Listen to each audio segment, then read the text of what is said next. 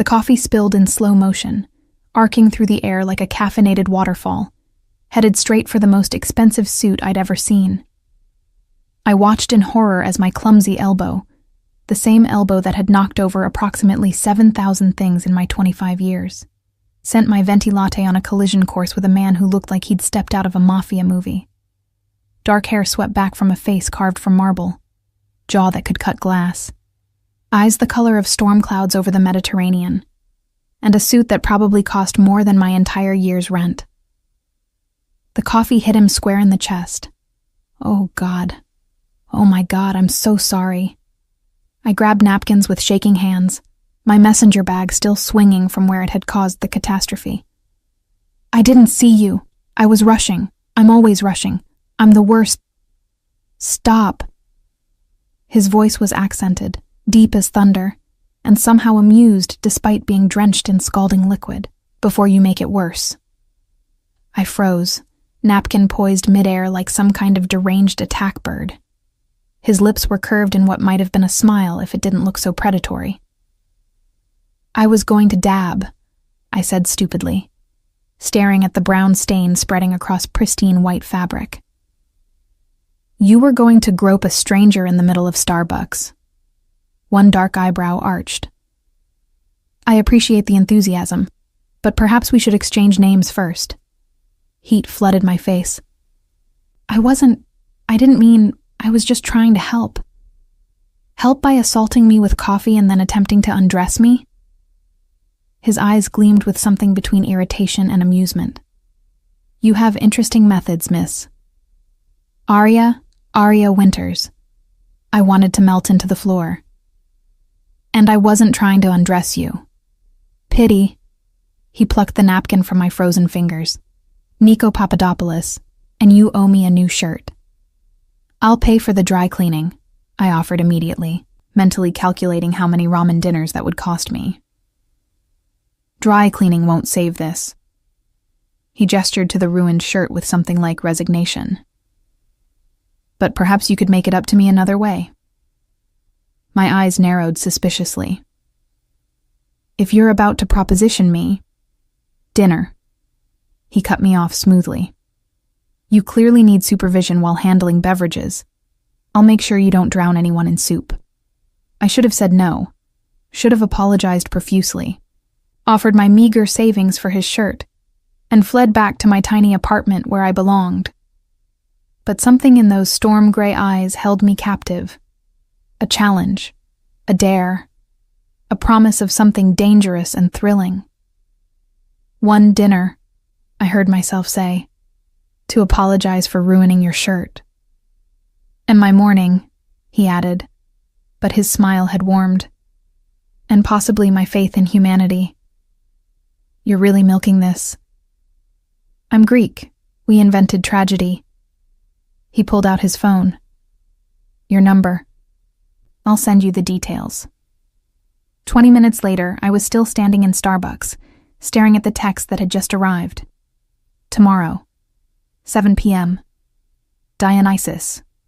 Wear something that won't result in food-based assault. N. My roommate Maya found me that evening staring at my closet with mounting panic. Let me get this straight, she said, perched on my bed with a bowl of popcorn.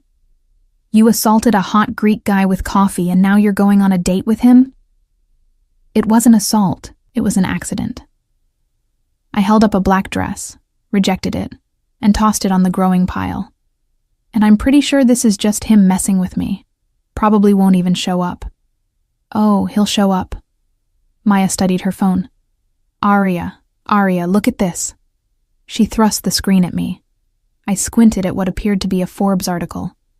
There, looking criminally handsome in a publicity photo, was my coffee victim. Nikolaos Papadopoulos, 34, leads the most successful import-export empire on the East Coast. Sources close to the notoriously private businessman suggest his connections extend far beyond legitimate trade. He's rich, Maya breathed, like stupidly rich, and possibly connected to the Greek mob. My stomach dropped. The what now? There are rumors, nothing proven, but... She scrolled through several more articles. He represents some questionable clients, has ties to families that definitely aren't just importing olive oil, and there was that thing with the rival businessman who mysteriously withdrew his lawsuit. I can't go. I sat down hard on the bed. I absolutely cannot go on a date with a maybe mobster. You absolutely can. Maya's eyes gleamed with vicarious excitement. When will you get another chance like this? You spend every day teaching kindergartners their ABCs, and every night eating microwave dinners alone. Live a little. Living a little usually doesn't involve organized crime. Alleged organized crime, she corrected. Besides, it's just dinner. Public place. What's the worst that could happen? Famous last words. Dionysus turned out to be the kind of restaurant where they don't list prices on the menu, which meant I definitely couldn't afford anything on it. I stood outside in my simple black dress and thrift store heels, seriously considering running. Planning your escape? Nico's voice came from behind me, amused and knowing. I spun around to find him looking unfairly gorgeous in a navy suit. No coffee stains in sight. Just admiring the architecture, I lied. Liar. He offered his arm like we were in a period drama. Come. I promise the food won't attack you. Can't make the same promise about me, I muttered, but took his arm anyway. The interior was stunning, all white marble and soft lighting, with subtle Greek motifs that managed to be elegant rather than tacky. The host greeted Nico by name, leading us to a private corner table. You come here often? I asked, then winced. Sorry, that sounded like a bad pickup line. I own it. He said it casually, like owning restaurants was normal. So, yes, occasionally. Of course he did. Let me guess, I said as we sat down. You also own a yacht, a villa in Greece, and possibly a small island? 2 islands, actually. But who's counting? His smile was pure mischief. Does my wealth intimidate you, Arya? Yes, I admitted honestly. I'm a kindergarten teacher. My idea of splurging is getting the name brand pasta. We're from different worlds. Perhaps. He poured wine from an unlabeled bottle. Or perhaps money is just money, and what matters is whether we enjoy each other's company. Is that a line you use often? Never had to. Most women I meet already know who I am. He studied me over his glass. You, however, assaulted me with coffee, and then looked ready to bolt when you saw this place. It's refreshing. Glad my poverty is entertaining, I said dryly. Your authenticity is refreshing, he corrected, something shifting in his expression. I spend most of my time with people who want something from me. You just wanted to apologize for ruining my shirt. And I do apologize, sincerely. Apology accepted. He raised his glass, to accidental encounters and the interesting places they lead. I clinked my glass against his, not knowing how prophetic those words would be. Dinner was incredible. Course after course of food I couldn't pronounce but devoured anyway. We talked about everything. My students and their hilarious observations about the world, his childhood in Greece before moving to America, our mutual love of old movies and terrible puns. You're not what I expected, I admitted over dessert. What did you expect? Someone more intimidating, I guess. You're supposed to be this ruthless businessman, but you just spent 10 minutes laughing at my story about a 5-year-old who insisted glue was a food group. Something flickered in his eyes. Perhaps I'm both. Ruthless in business, human in everything else. And which one am I getting right now? Whichever one you prefer. He leaned forward, his voice dropping to something more intimate. Though I should warn you, Arya, once you're in my life, I'm very reluctant to let you go. The possessiveness should have alarmed me. Instead, it sent a thrill down my spine. We barely know each other, I pointed out. I know enough. I know you bite your lower lip when you're nervous. I know you make terrible jokes when you're uncomfortable. I know you have the kindest eyes I've ever seen." His hand covered mine on the table. "And I know I want to see you again. This feels fast. Fast is relative." His thumb traced circles on my palm. "I'm Greek. We invented passion along with tragedy. When we want something, we pursue it completely. And you want me?" I barely recognized my breathy voice. "From the moment you doused me in coffee." His smile was devastating. "Say yes to another date, Aria. Let me show you my world." I should have hesitated. Should have considered the implications. Should have remembered Maya's warnings about mob connections. Instead, I said, "Yes." His smile turned triumphant. "Good, because I've already decided you're mine." "Excuse me? You heard me?" He stood, extending his hand. "Come, let me take you home." "I can get a cab." "No cab." His tone brooked no argument. "My driver will take you. I'll walk you to your door." "That's not necessary." "Aria." He pulled me to my feet, close enough that I could smell his cologne, cedar and something spicy. "I take care of what's mine. Get used to it." The ride to my shabby apartment building was quiet. Nico's hand holding mine in the back of his sleek town car. When we pulled up to the curb, I saw him take in the peeling paint and broken security door without comment. He walked me inside, ignoring the flickering hallway light and the smell of someone's overcooked dinner. "This is me," I said at my door, suddenly embarrassed by the contrast between his world and mine. "It's perfect." He cupped my face, and I realized he was going to kiss me. "Because it's yours." The kiss was gentle at first, testing. Then his hand slid into my hair, angling my head for deeper access, and gentle became consuming. I melted against him, my fingers fisting in his suit jacket, drowning in sensation. When he finally pulled back, we were both breathing hard. "Tomorrow," he said, not a question. "I'll pick you up at 7. I didn't agree to tomorrow. "You will." His smile was pure confidence.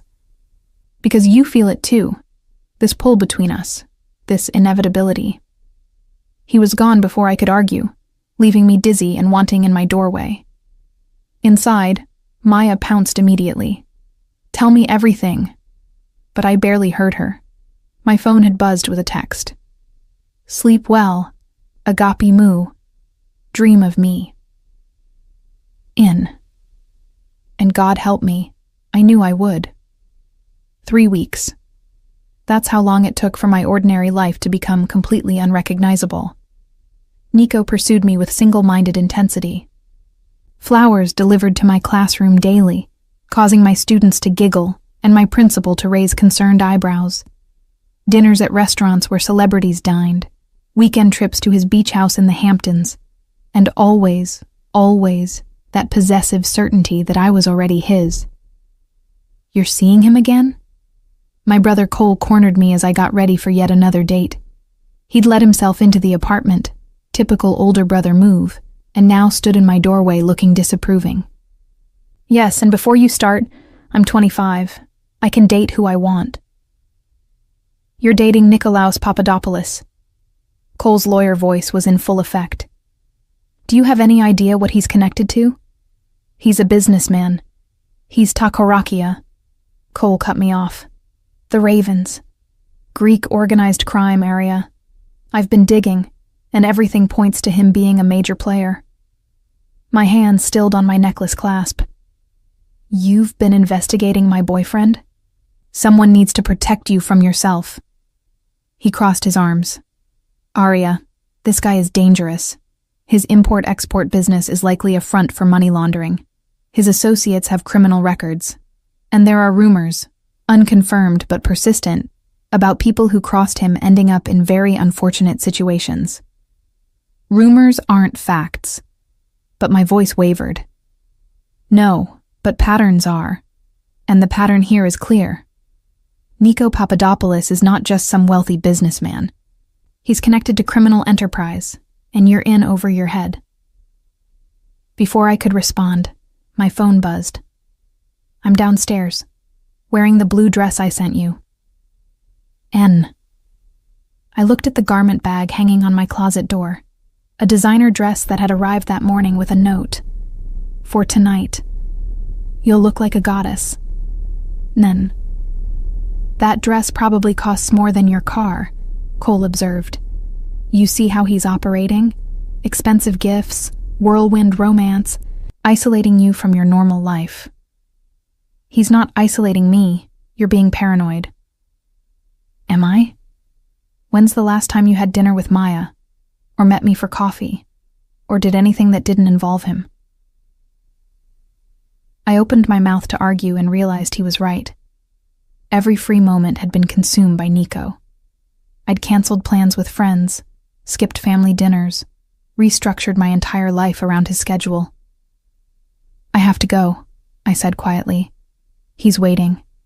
Arya. I'll be careful. Cole. I promise. But I wasn't sure anymore what careful even meant. Nico was waiting beside a different car tonight, a vintage Porsche that gleamed under the streetlights. He looked devastating in a black suit, but his smile faltered when he saw my expression. What's wrong? He pulled me into his arms immediately. You look upset. My brother was here. He's worried about us. Worried how? I pulled back to look at him. He says you're connected to the Greek mob, to Korakia. Is he right? Nico's expression didn't change, but something shifted in his eyes.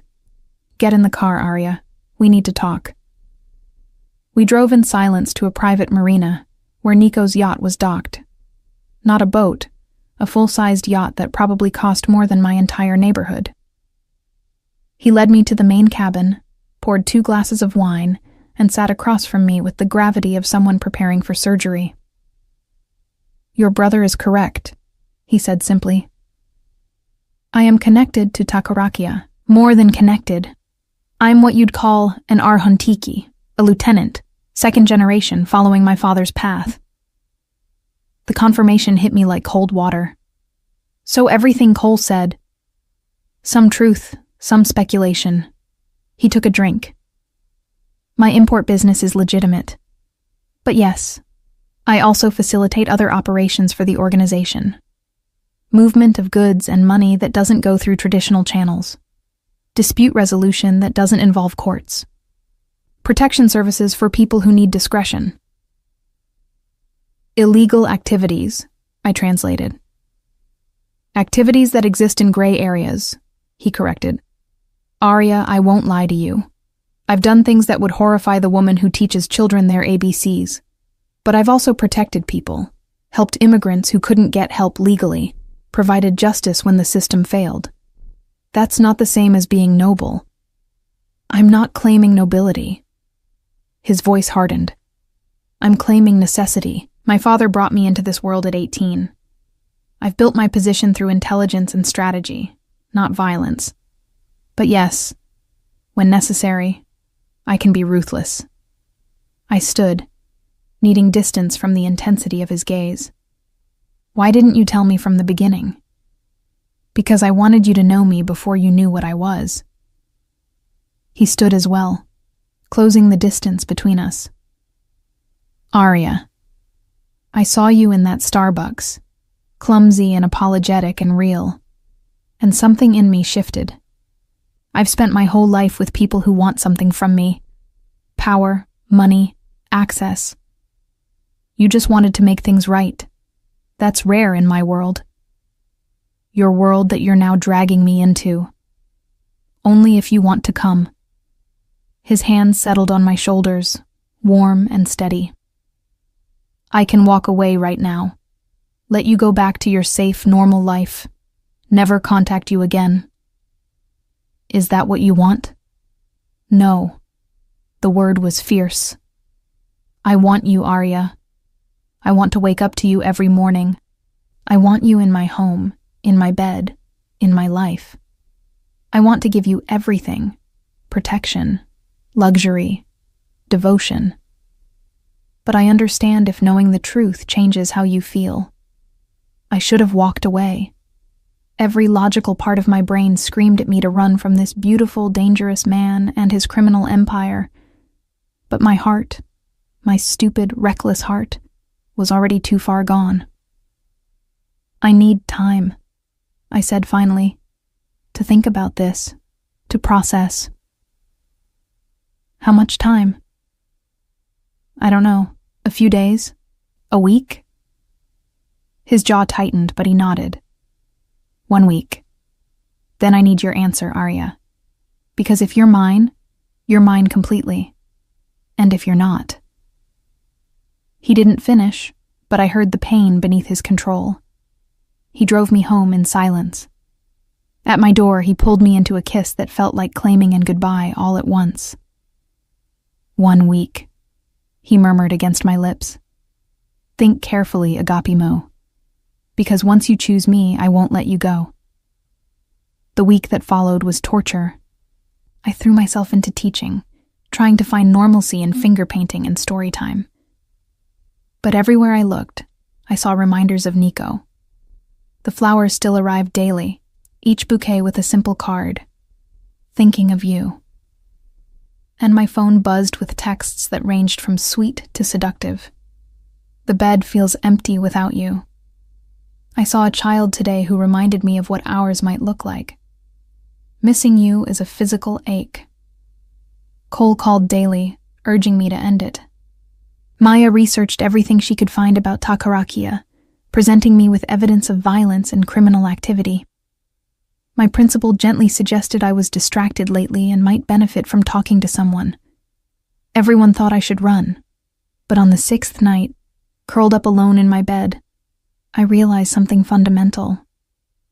I was already in love with him. Not with the wealth or the gifts or even the excitement. With the man who listened intently when I talked about my students. Who remembered that I hated mushrooms and loved old jazz. Who looked at me like I was the most precious thing in his world. Yes, he was dangerous. Yes, his world was violent and complicated. But he'd been honest with me when he didn't have to be. And the way he looked at me, like I was his North Star in a dark sea, that was real. I picked up my phone and typed, "I choose you." His response was immediate, "I'm outside." I threw on a robe and rushed downstairs to find him leaning against his car, looking like he'd been there for hours. "You've been waiting all week?" I asked breathlessly. "Every night." He pulled me into his arms, hoping you'd choose me. "I'm terrified," I admitted against his chest.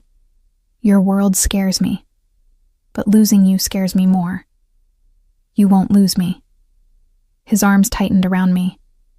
"And I'll protect you from everything in my world. You'll be safe, Arya. I swear it on my life." "What happens now?" "Now?" He tilted my face up to his. "Now you pack a bag and come home with me. No more separate apartments, separate lives. You're mine, and I want you where you belong." "That's very presumptuous." "It's very Greek," he corrected with a smile. "We don't do halfway, Agapimo, especially not with the women we love." My breath caught. "You love me?" "Desperately.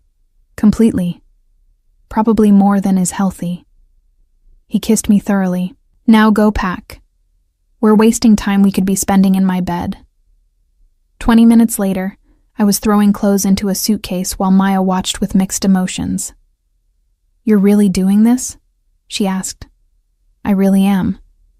"And you're okay with the whole mob thing?" "I'm okay with being with someone who makes me feel alive for the first time in my life." I zipped the bag. "Even if he's complicated." "Complicated is an understatement." But she hugged me tight. "Just promise you'll be careful, and call me if anything feels wrong." I promised, not knowing how soon wrong would find me. Nico's penthouse was even more stunning than I'd imagined. All modern luxury with Greek touches that made it feel like home rather than a showroom. He carried my bag to the master bedroom, where floor-to-ceiling windows showed the city glittering below. "This is your room now," he said, setting the bag down. "Everything in it is yours." "Our room," I corrected, and watched his expression soften. "Our room," he agreed, pulling me close. "Our bed, our life." That night, as he made love to me with devastating thoroughness, I felt the last of my doubts dissolve. This was right, dangerous and complicated and completely insane, but right. I was his, and he was mine. Whatever came next, we'd face it together. I just didn't know how soon that would be tested. Living with Nico was like existing in a beautiful dream that occasionally flirted with nightmare. By day, I continued teaching, though now a driver picked me up every morning in a car that made my principal's eyebrows climb toward her hairline. By night, I inhabited Nico's world of expensive dinners and carefully coded conversations with men whose eyes were too cold, too knowing. "You're adjusting well," Nico commented one evening as we prepared for yet another business dinner. He fastened a diamond necklace around my throat, a necklace he'd gifted me with the casual comment that it matched my eyes. "I'm faking it well," I corrected, studying myself in the mirror. The woman looking back seemed like a stranger in her designer dress and jewelry that cost more than my yearly salary. "There's a difference. Give it time." His lips found that sensitive spot below my ear. "Soon this will feel natural." But I wasn't sure I wanted it to feel natural. Wasn't sure I wanted to become comfortable with the subtle violence that lurked beneath every polite conversation, the way men deferred to Nico with fear masquerading as respect. The dinner was at an upscale Italian restaurant owned by another family in Tacaracchia. I'd learned that everything in Nico's world was owned by someone, connected to someone, part of an intricate web of obligations and territories. "Nico?" A large man with graying hair embraced him warmly. "And this must be the famous Arya we've heard so much about. Arya, this is Dimitri Kostas, an old friend of my father's." "Pleased to meet you." I offered my hand, which Dimitri kissed with old-world courtesy. Beautiful and polite. "You've done well, Nico." Dimitri's smile didn't quite reach his eyes, though I wonder if such a delicate flower is prepared for our world. "Arya is stronger than she looks," Nico replied, his hand settling possessively at my lower back. We sat at a private table, and the dinner proceeded with the usual careful dance. Business discussed in coded language, alliances tested through seemingly casual conversation, power measured in the space between words. I was picking at my dessert when a new voice cut through the room. "Nikolaos Papadopoulos, how unexpected." I looked up to see a man who made every instinct scream danger. Mid-40s, expensive suit, eyes like chips of ice. And beside him, a woman who could have been a model, all sharp beauty and calculating assessment. Nico's entire body tensed. "Stavros, I didn't know you'd be here tonight." Clearly. Stavros's smile was all teeth. "Mind if we join you? It seems we have much to discuss." Before Nico could refuse, Stavros and his companion sat down, invading our space with aggressive casualness. "You must be Arya," the woman said, her accent placing her somewhere in Eastern Europe. "I'm Katerina, Stavros's associate." "Associate," Stavros repeated with dark amusement. Such a useful word, don't you think, Nico? Covers so many arrangements. "What do you want, Stavros?" Nico's voice was carefully controlled, but I felt the tension radiating from him. "Just to meet your new pet." Stavros's eyes raked over me with insulting thoroughness. Interesting choice. A school teacher. How wonderfully. Domestic. Careful. Nico's voice dropped to something dangerous. "Remember where you are." "Oh, I remember perfectly. Dimitri's restaurant, neutral ground, which means we can speak freely." Stavros leaned back, utterly relaxed. "Tell me, Arya, does Nico tell you bedtime stories about his work? Or does he keep you ignorant of exactly how he earns the money that buys your pretty dresses?" "I know enough," I said, lifting my chin despite my racing heart. Do you? Do you know about the shipment that went missing last month? The one Nico was supposed to secure? Nico's hand found my thigh under the table, squeezing in warning. Business matters. Nothing to concern Arya. Except it does concern her. Stavros's smile widened. Because someone informed the authorities about that shipment. Someone with inside knowledge. And now certain people in Takorakia are wondering if our Nico is as loyal as he claims. The accusation hung in the air like poison. You're suggesting I'm an informant? Nico's voice was deadly quiet. I'm suggesting someone is.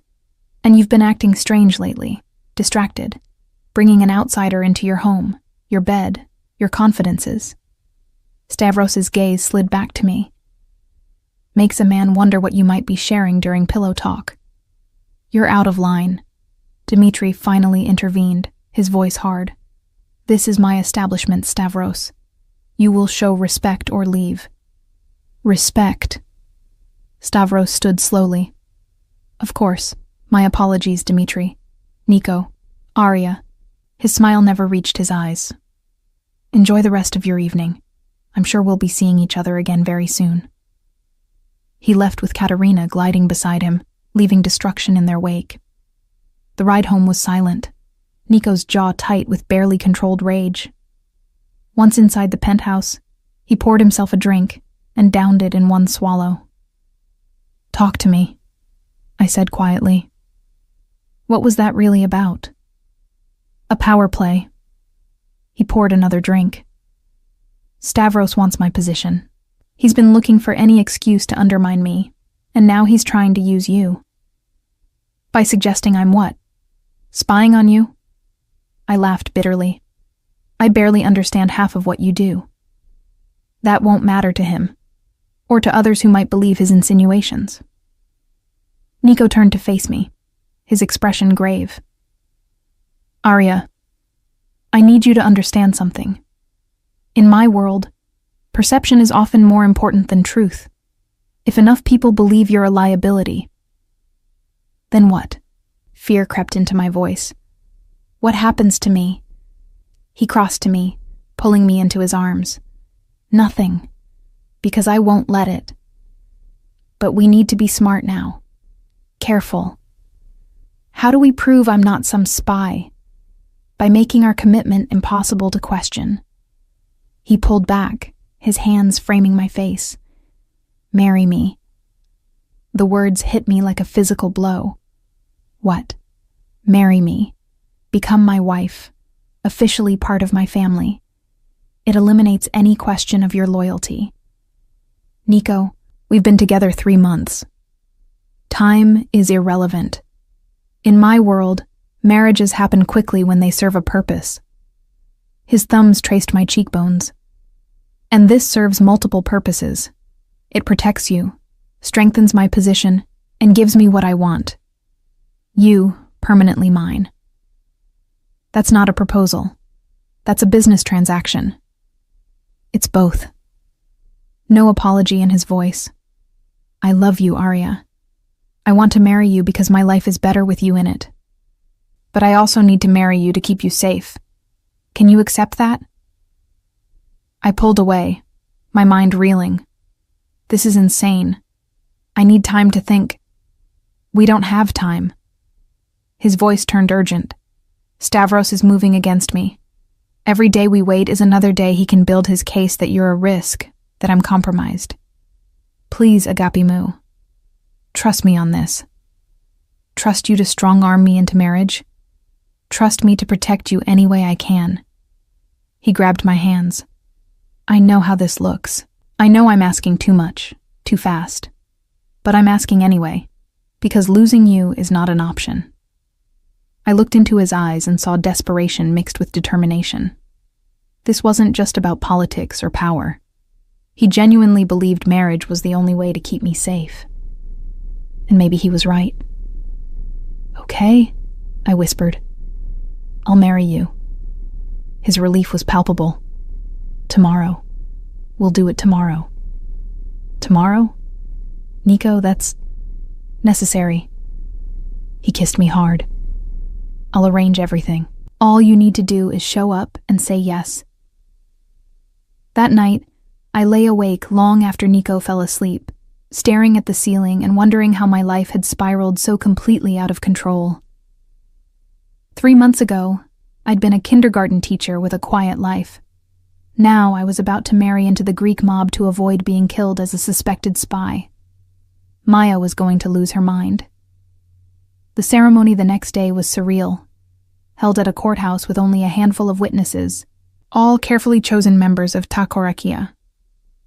I wore a simple cream dress that Nico had somehow produced overnight, and I held a bouquet of white roses that smelled like endings and beginnings.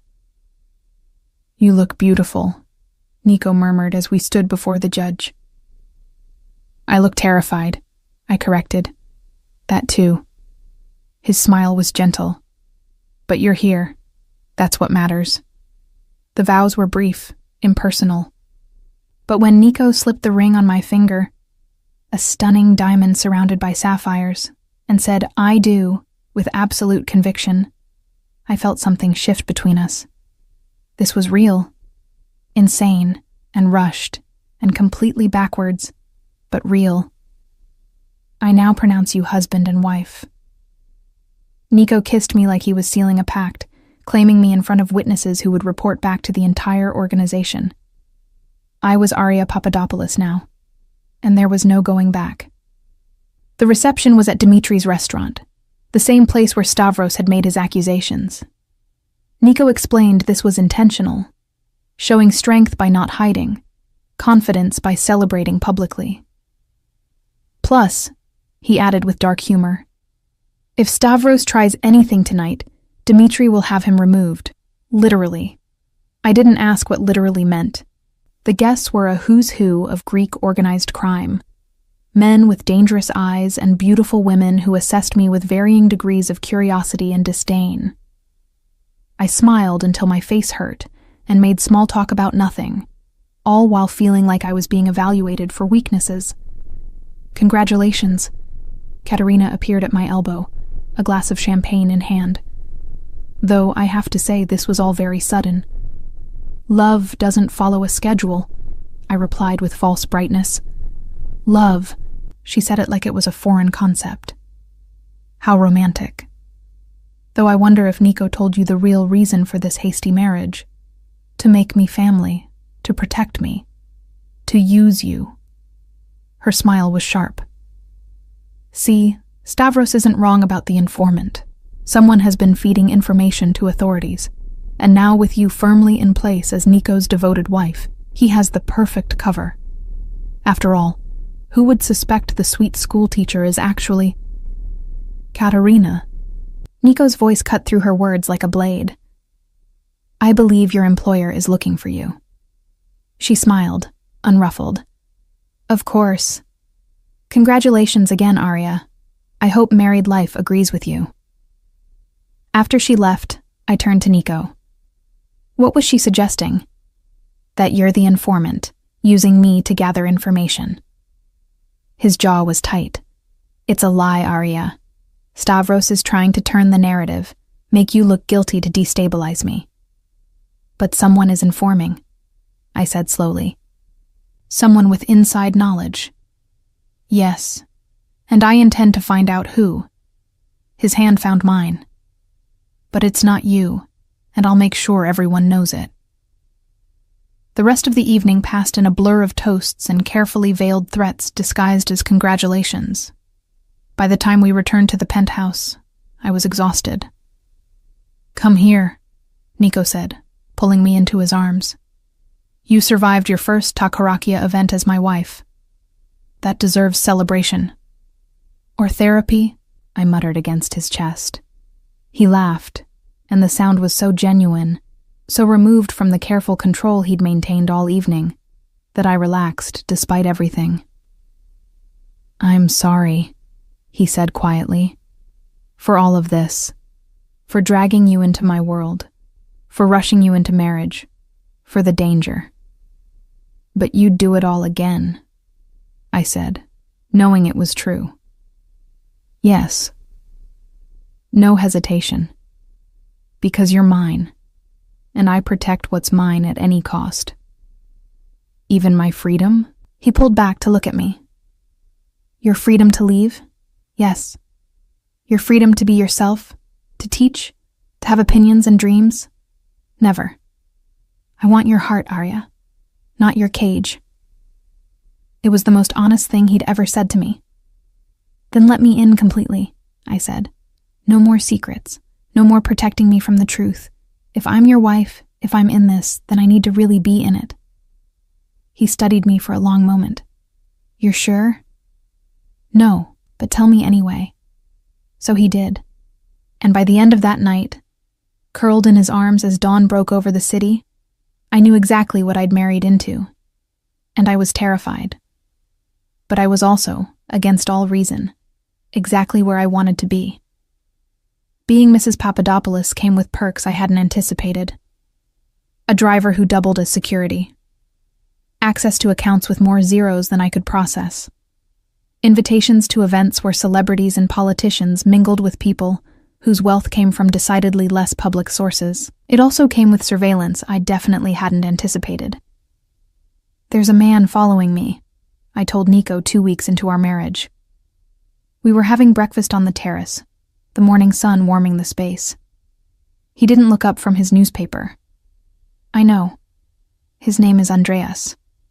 He's there for your protection. I don't need protection at the grocery store. You're the wife of an Arantiki. Yes, you do.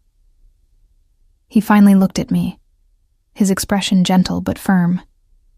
Arya, I know this feels restrictive, but Stavros's accusations are still circulating.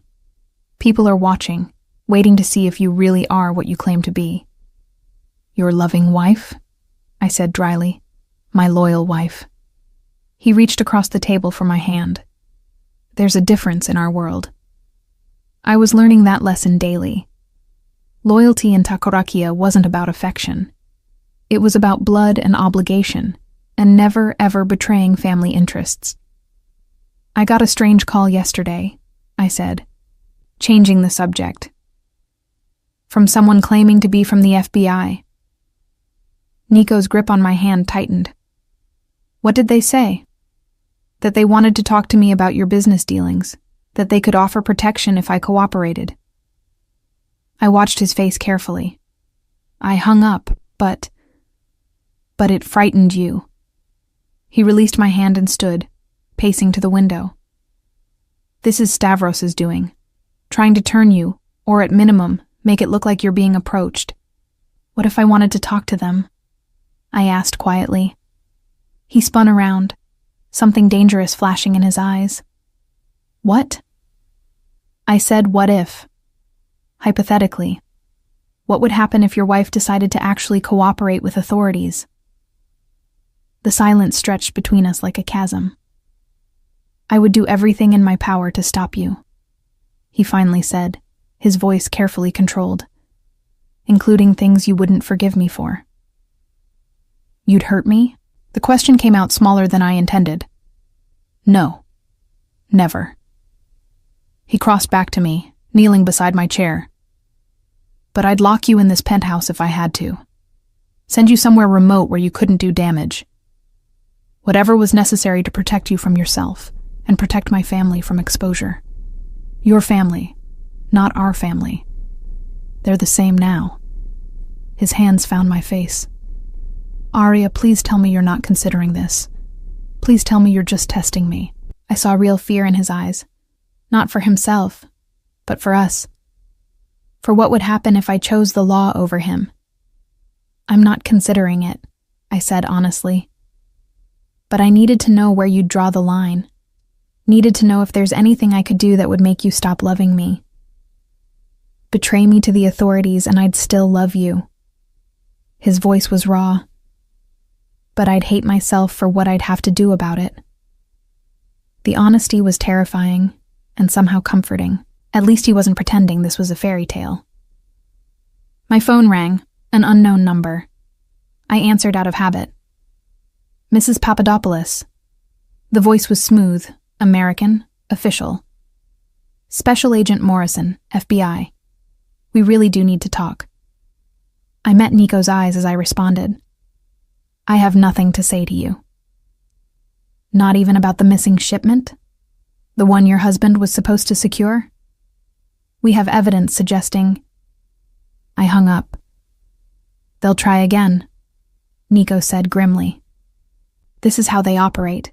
Persistent pressure, implied threats, promises of protection. What do they actually have on you? Nothing concrete. That's why they're trying to flip someone inside. He stood, pulling me to my feet. Come with me. There's something you need to see. He led me to his home office, a room I'd been told was off limits. The walls were lined with monitors showing various security feeds. His desk held multiple laptops, all password protected. This is my real work, he said, logging into one of the computers. The part I've kept from you. What followed was a crash course in modern organized crime. He showed me encrypted communications with other families, financial records of legitimate businesses that generated clean money, carefully documented favors owed and collected, the complex web of obligations that held Takarakia together. We're not Scarface, he said wryly. We're accountants with muscle. Most of what we do is boring, moving money, facilitating deals, providing services people can't get through legal channels. And the violence? Happens, but less than you'd think. Violence draws attention. We prefer economic pressure, social influence, occasionally blackmail. He pulled up another file. This is what I'm really working on. A complete legitimate transformation of my operations. 5-year plan to phase out anything questionable, transition to fully legal businesses. I stared at the detailed plans. You're going straight? I'm trying to. For you. For our future children. He turned to face me. But it takes time. And during that time, I'm vulnerable. Which is why Stavros is striking now. He knows I'm weakening my traditional power base. So when you say we need to prove my loyalty, I mean, we need to buy time. Get through this transition without being destroyed by rivals or arrested by authorities. His hand settled on my shoulders. And yes, having you as my wife helps. Shows stability, commitment, roots in the legitimate world. I'm a prop. You're my partner. He pulled me close. An unwitting partner initially, I'll admit. But now you know everything. So I'm asking, will you help me? Will you stand with me while I try to build something better? I should have felt manipulated, should have resented being used as part of his strategy. But I looked at this man who'd laid bare his life, his plans, his vulnerabilities, and I couldn't muster anger. Only a strange, fierce protectiveness. I'm in, I said, all the way in. But no more secrets between us. No more protecting me from the ugly parts. Deal. He kissed me thoroughly. Though I reserve the right to protect you from bullets. Reasonable exception, I agreed. That night, attending yet another Takarakia function, I played my role with new understanding. I was Arya Papadopoulos, loyal wife, symbol of Nico's commitment to legitimacy. And I played it perfectly. Just enough warmth to seem genuine, just enough reserve to seem respectable. Until Stavros cornered me by the bar. Enjoying your new role? He asked, his breath reeking of expensive whiskey. Playing the devoted wife? I'm not playing anything, I replied coolly. Unlike some people here. His eyes narrowed. Careful, little girl. You're in over your head. I'm exactly where I belong. With my husband. Your husband is a dead man walking. He just doesn't know it yet. Stavros leaned closer. When the truth comes out about who's been informing, Nico will fall. And you'll fall with him. Unless what? I help you? I laughed, the sound sharp. You really think I'd betray Nico for you? I think you'll do whatever keeps you alive. His hand gripped my arm painfully. And when this all comes crashing down, you'll wish you'd been smarter. Get your hand off my wife. Nico appeared like a storm, his voice deadly quiet. Stavros released me immediately, but his smile remained. Just having a friendly conversation. Your definition of friendly needs work. Nico positioned himself between us, protective and threatening. Touch her again, and we'll have a very different kind of conversation. Such passion. Almost makes me believe you really love her. Stavros's gaze slid to me. Or maybe you're just that good at pretending. Both of you. He walked away, leaving the threat hanging in the air. What did he say to you? Nico demanded, checking my arm where Stavros had grabbed me. That you're a dead man walking. That the truth about the informant will destroy you. I met his eyes. Nico, what if he's right? What if whoever's informing has enough to really hurt you? Then we find them first. His jaw set with determination. And we make an example that ensures no one ever tries again. The cold promise in his voice reminded me exactly who I'd married. But it also reminded me that this man would burn the world down to protect what was his. And I was his. For better or worse, I was entirely, completely his. The question was, what would that cost me in the end? The breaking point came on a Tuesday. I was at the foundation office I'd started running, Nico's way of giving me purpose beyond being his wife, when my phone rang with a number I'd learned to recognize, Special Agent Morrison. I'd been ignoring his calls for weeks, but something made me answer this time. Mrs. Papadopoulos, thank you for finally taking my call. I'm hanging up in 30 seconds, I warned. Then I'll be quick. We have your husband on surveillance meeting with Dimitri Kostas last night. The same Dimitri who's under investigation for arms trafficking. Morrison's voice was matter-of-fact. We also have financial records showing money moving through your foundation to offshore accounts. You're either complicit or being used. My blood went cold. I don't know what you're talking about. Then let me explain. Your foundation's operating account received $3 million last month from a shell corporation. That money was then transferred to accounts in Cyprus and the Caymans. Classic money laundering, Mrs. Papadopoulos. And your signature is on the authorization forms. That's impossible. I never... Check your email. I'm sending you copies. Morrison paused. You have 48 hours to contact us if you want to cooperate. After that, we're moving forward with charges. And you'll be named as a co-defendant. He hung up. I stared at my computer screen as the email arrived, my hands shaking as I opened the attachments. There they were. Authorization forms for wire transfers, each one bearing what looked exactly like my signature. Forms I'd never seen before. Transfers I'd never approved. Someone was framing me. I called Nico immediately. We need to talk. Now. He must have heard the panic in my voice because he simply said, I'm sending the car. 20 minutes later, I was in his downtown office, showing him the documents while trying not to hyperventilate. These aren't real, I said. I never signed these.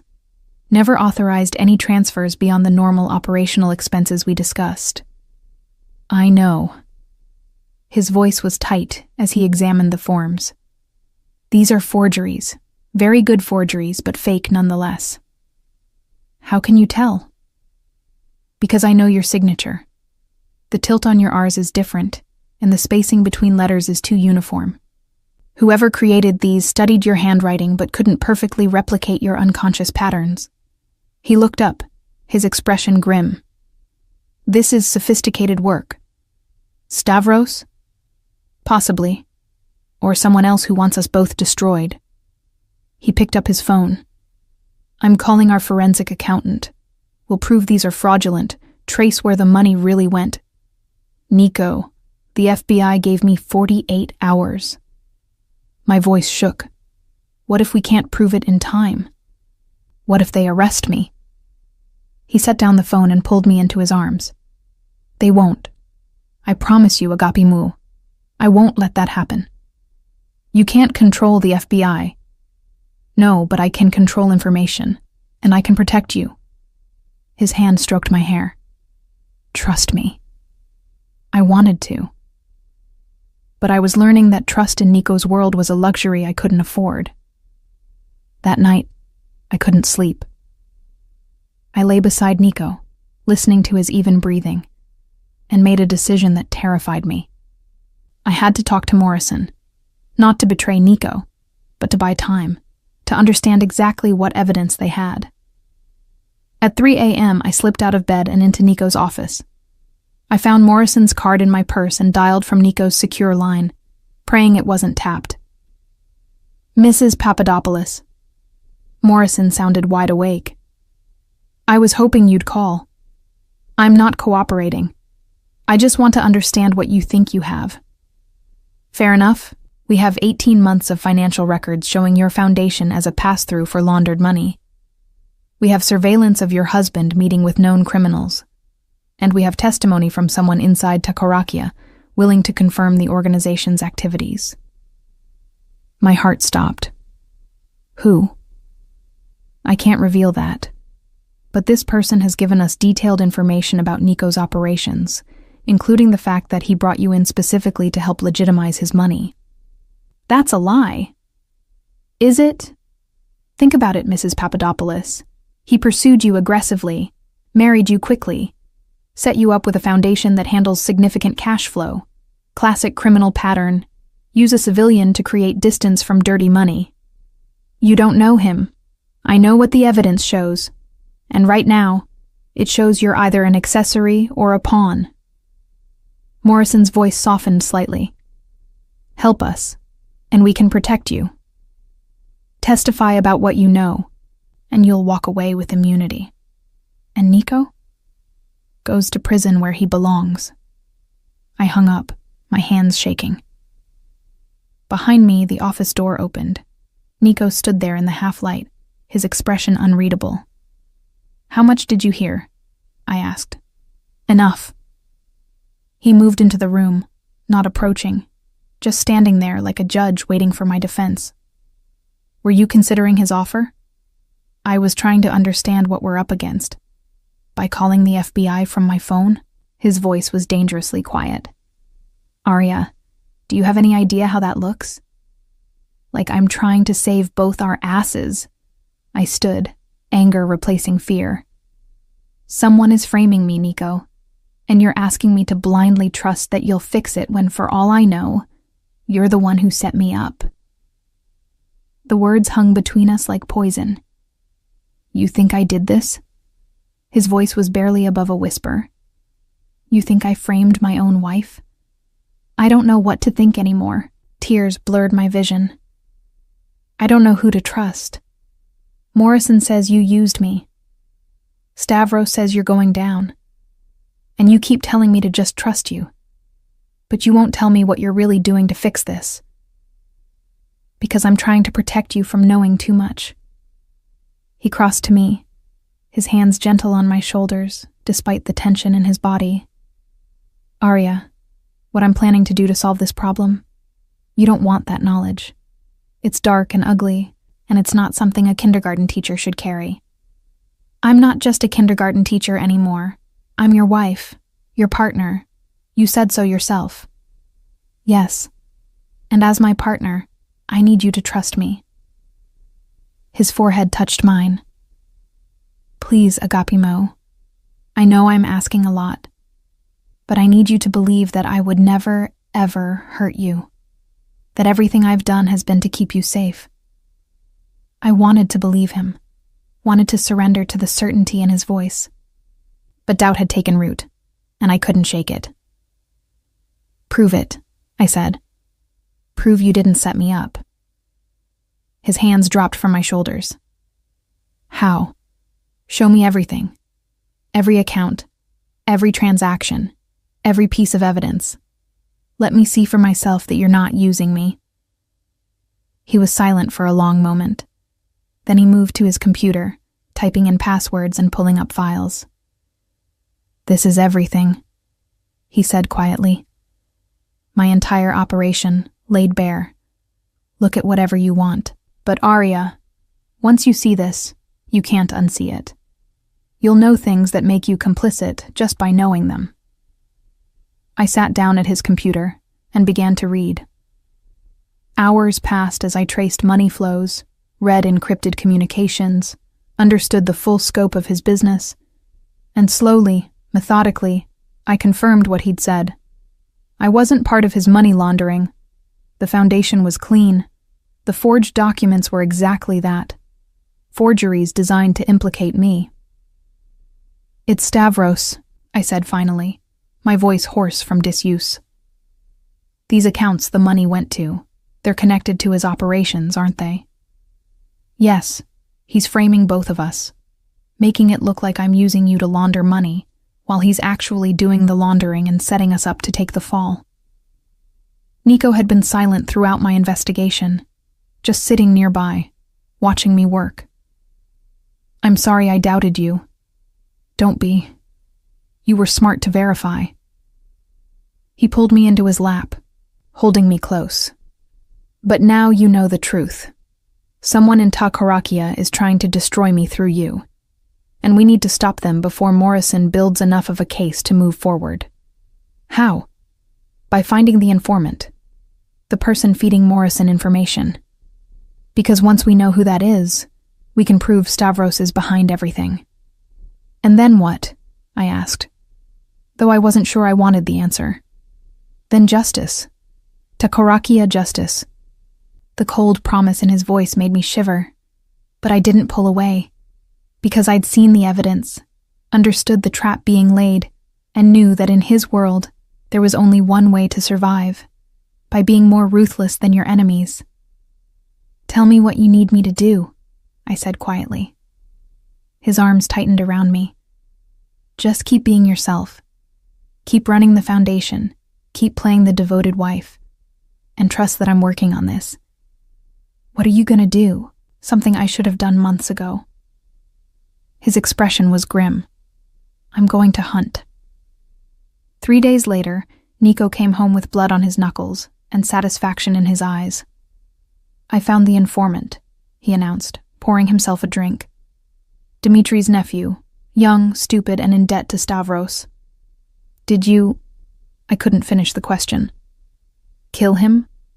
No, though he might wish I had. Nico's voice was matter-of-fact. He's currently explaining to the Takarakia Council exactly how Stavros has been using him to feed information to the FBI while simultaneously stealing from the organization. And the evidence against us? Will be proven fraudulent. I have the nephew's testimony, forensic analysis of the forged signatures, and proof that Stavros created the shell companies used in the money laundering. He smiled, cold and satisfied. By tomorrow, this will all be over. Just like that? Just like that.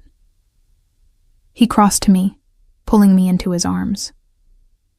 Morrison will be forced to drop his investigation. Stavros will face Takarakia justice, and you and I can finally focus on our future, instead of just surviving our present. I should have felt relief. Instead, I felt the weight of what I'd become, a woman who could discuss murder and fraud over dinner, who accepted violence as a normal part of life. I've changed, I said quietly, since meeting you. I'm not the same person who spilled coffee on you in Starbucks. No, he agreed.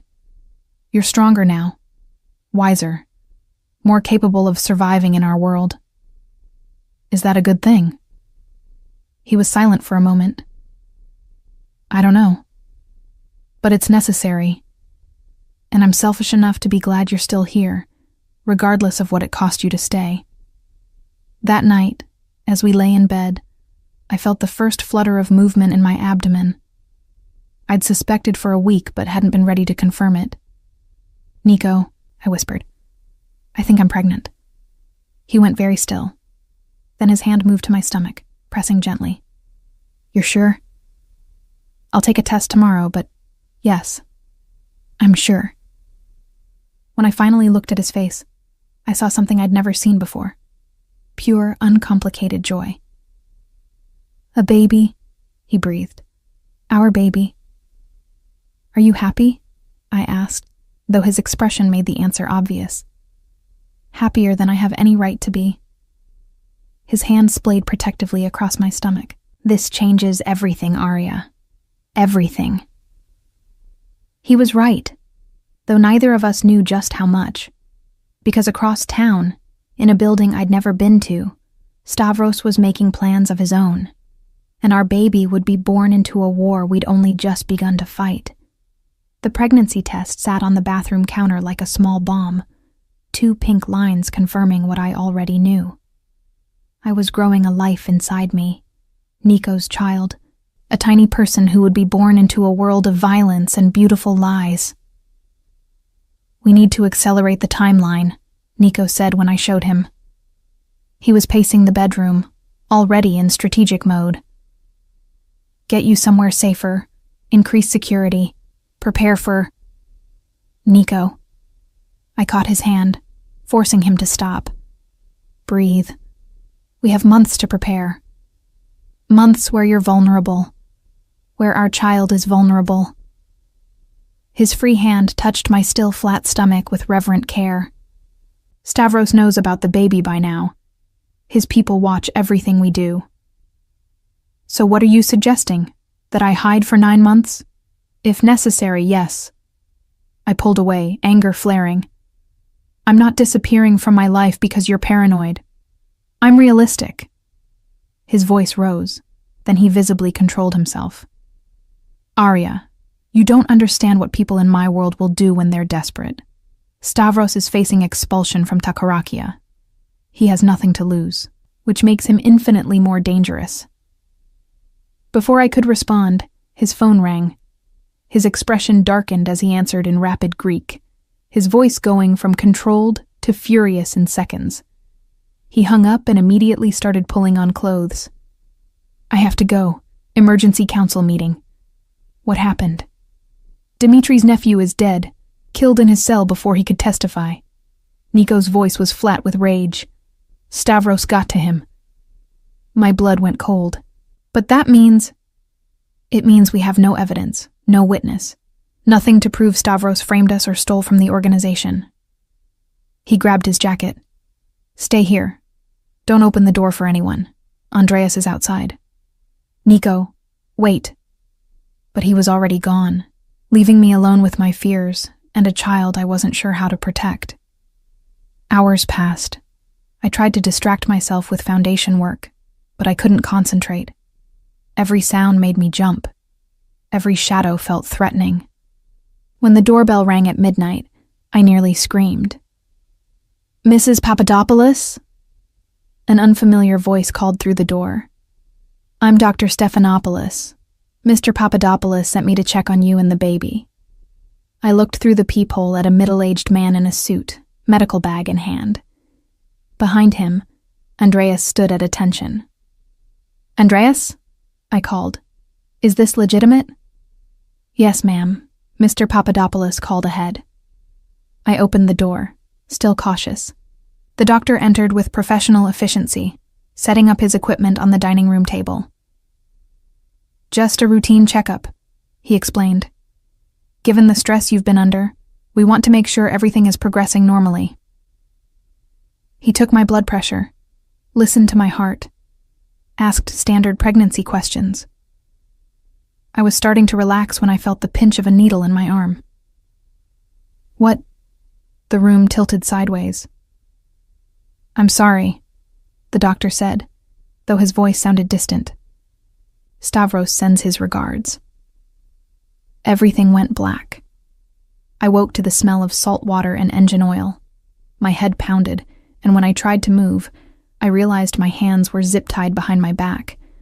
Panic surged through me. "Easy." Katerina's voice came from somewhere to my left.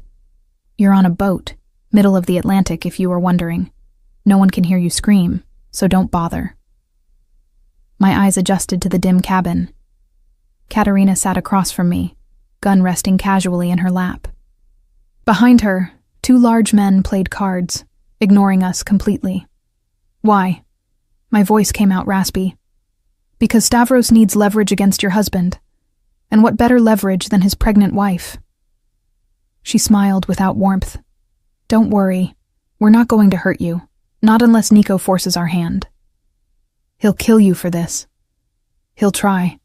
But first, he'll have to choose between you and his entire operation. She leaned forward. Here's what's going to happen. We've sent Nico proof of life. He has 48 hours to transfer control of his territories to Stavros and leave New York permanently. If he complies, you and the baby go free. If he doesn't. She shrugged. Well, you're smart enough to understand. You're insane. The Takarakia Council won't stand for this. The council is in chaos. Half of them think Nico framed Stavros. The other half don't care as long as their interests aren't affected. Her eyes glittered. By the time they sort it out, this will be over. Hours passed. Or maybe days. I couldn't tell in the windowless cabin. They fed me occasionally, untied my hands for bathroom breaks, but always under guard. Katerina made small talk as though we were friends, asking about my teaching career and morning sickness with disturbing casualness. Do you love him? She asked during one of these surreal conversations. Nico, I mean, or did you just get swept up in the money and power? I love him, I said simply, even though I probably shouldn't. Honest answer. She looked almost impressed. Most women in your position would lie, try to manipulate sympathy, but you're just honest. It's refreshing. If you're trying to make me like you, it won't work. Good. I'd hate to think you were stupid. She checked her phone. Your husband hasn't responded to our demands yet. That's either very brave or very stupid of him. Fear clawed at my throat. What happens if he doesn't respond in time? Then we move to phase 2, which you really don't want to know about. But she was wrong. I needed to know, needed to understand exactly how bad this could get. Tell me anyway.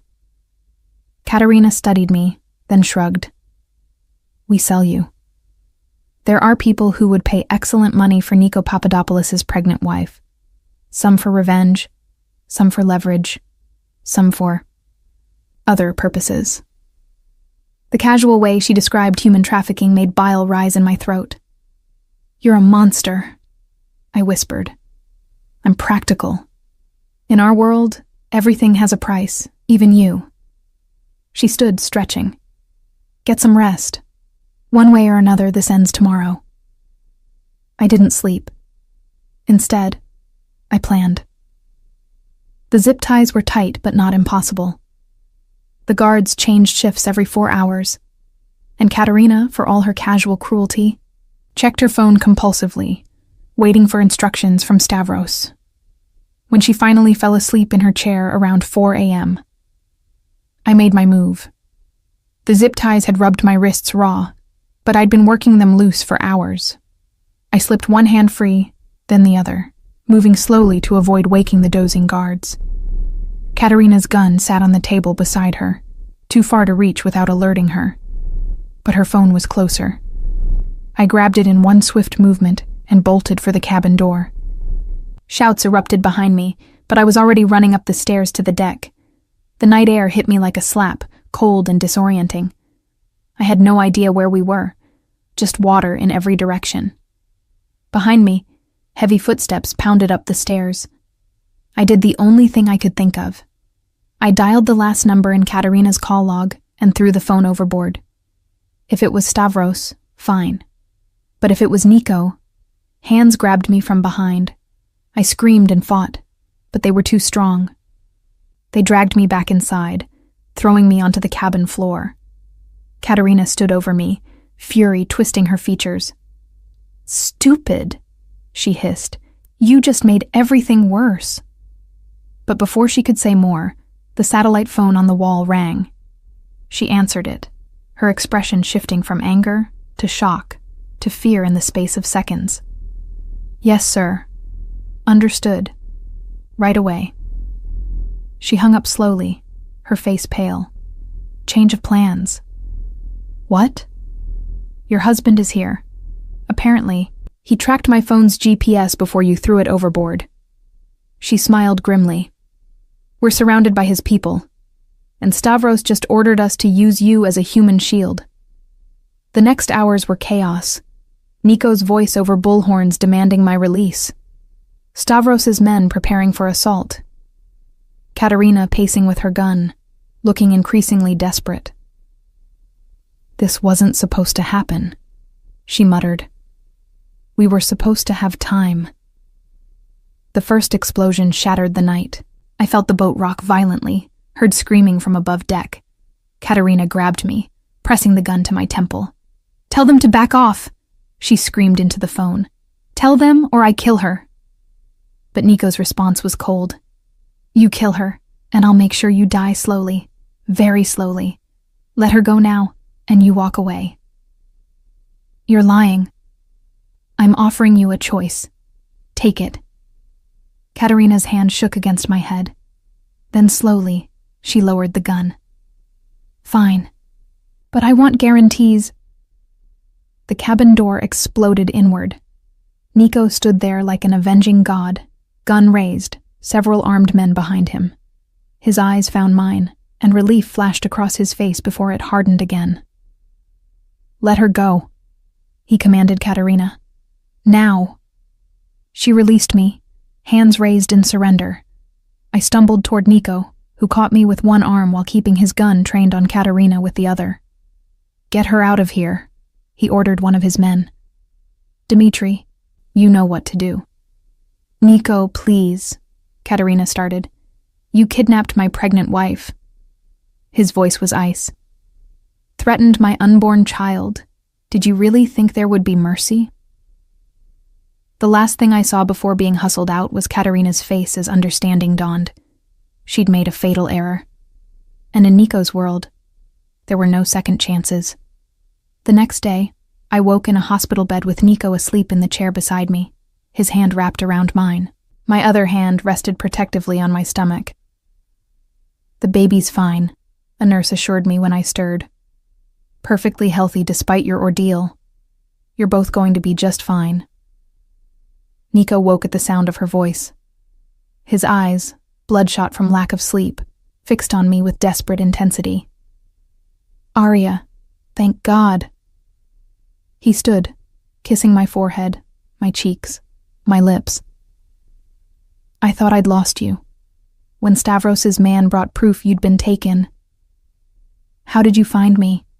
"I put trackers on everything you own. Your phone, your jewelry, even your clothes." He didn't look apologetic. "When the GPS showed you moving toward the marina, I mobilized everyone. Spent 48 hours searching every vessel on the East Coast until we triangulated Katerina's phone signal." "What happened to her? To Stavros?" His expression went cold. "Ta Korakia justice. They violated every code by attacking your family. The council was unanimous in their verdict. I didn't ask for details. Didn't want to know exactly how they'd died." "It's over," Nico continued, his hand covering mine on my stomach. "Stavros is gone, his faction is scattered, and the FBI investigation collapsed when Morrison's star witness, Stavros's nephew, turned out to be dead under suspicious circumstances they can't prove we were involved with." "So we're safe?" "Yes, finally, completely safe." His voice broke slightly. "I'm so sorry, Agapimu. This is my fault. I brought this danger to you." "Stop." I pulled him closer. "We're both responsible for the choices that led here, and we're both still alive. That's what matters." 5 months later, I gave birth to a daughter. We named her Sophia, after my grandmother, and she had Nico's storm-gray eyes and my stubborn chin. Nico held her with the same reverent care he'd shown during the pregnancy. This dangerous man transformed into a gentle father who sang Greek lullabies and changed diapers without complaint. "I'm getting out," he told me one night as we watched our daughter sleep. "Completely out.